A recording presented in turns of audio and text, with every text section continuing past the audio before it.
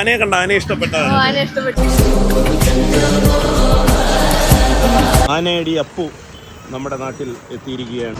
അപ്പുവിനെയും കാത്തു നിൽക്കുന്ന രണ്ടുപേർ. ആനേനെ ഇഷ്ടപ്പെട്ട ആനയടി അപ്പുവാണ് പുത്തൻകുളത്ത് എത്തിയിരിക്കുന്നത്. ഇല്ലേ, കൊണ്ടുവന്നിരിക്കുന്ന ആളാണ് നമ്മുടെ ഷിനു അണ്ണൻ. ഒരുപാട് ആനകളുള്ള സ്ഥലമാണ് പുത്തൻകുളം.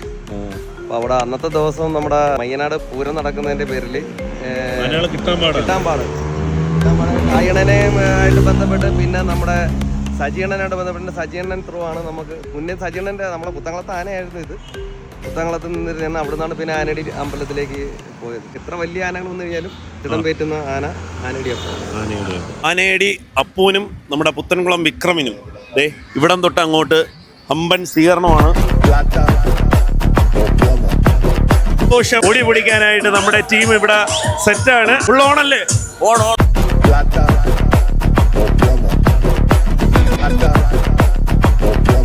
ഉണ്ടാ മക്കളെ, ഗംഭീര വരവേൽപ്പും സ്വീകരണവുമായിട്ട് വരുവാണ്.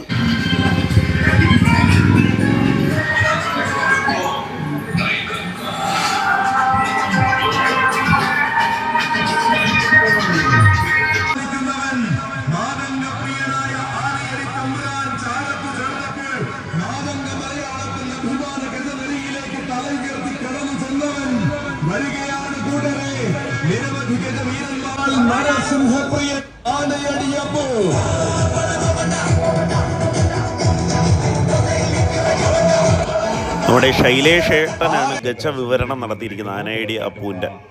അതാണ് ആ ഒരു വോയിസാണ് നിങ്ങൾ കേട്ടത്. നമ്മുടെ ക്ഷേത്രത്തിൽ ഇപ്പോൾ എത്തിയിട്ടുണ്ട് ആനയടി അപ്പൂവും പുത്തൻകുളം വിക്രമും. ഗംഭീരമായ വരവേൽപ്പായിരുന്നു. അങ്ങനെ നമ്മുടെ ആനയടി അപ്പൂ ഭഗവതിയെ വണങ്ങുന്ന കാഴ്ചയാണ്. ആനയടി അപ്പവും പുത്തൻകുളം വിക്രമും ദേവിയുടെ മുന്നിൽ എത്തിയിട്ടുണ്ട്. ഗംഭീരമായ കാഴ്ചകളാണ്. അപ്പോൾ ഇനി അടുത്തതെന്ന് വെച്ചാൽ നമ്മുടെ ആനയടി അപ്പൂനും വിക്രമിനും ക്ഷേത്രത്തിൽ നിന്ന് ഇപ്പം പ്രസാദം കൊടുക്കും. അപ്പോൾ അതിൻ്റെ കാഴ്ചയാണ്. ശാന്തി വന്ന് തീർത്ഥം തെളിച്ച് ഇനി പ്രസാദം കൊടുക്കും. പഴമാണ്, നല്ല റോബസ്റ്റോ പഴമാണ് കൊടുക്കുന്നത്. ആനയടി അപ്പൂനും ഉണ്ട്, നമ്മുടെ പുത്തൻകുളം വിക്രമിനും ഉണ്ട്. ഇനിയിപ്പം വൈകിട്ടാണ് ബാക്കി പൂരം. നമ്മുടെ പുത്തൻകുളം രാവളദേവി ക്ഷേത്രത്തിലെ ബാക്കിയുള്ള എഴുന്നള്ളത്തും കാഴ്ചകളും ഒക്കെ വൈകിട്ടാണ്. അതിഗംഭീരമായ ഒരു ഗജ സ്വീകരണമായിരുന്നു ഇന്നിവിടെ നടന്നത്.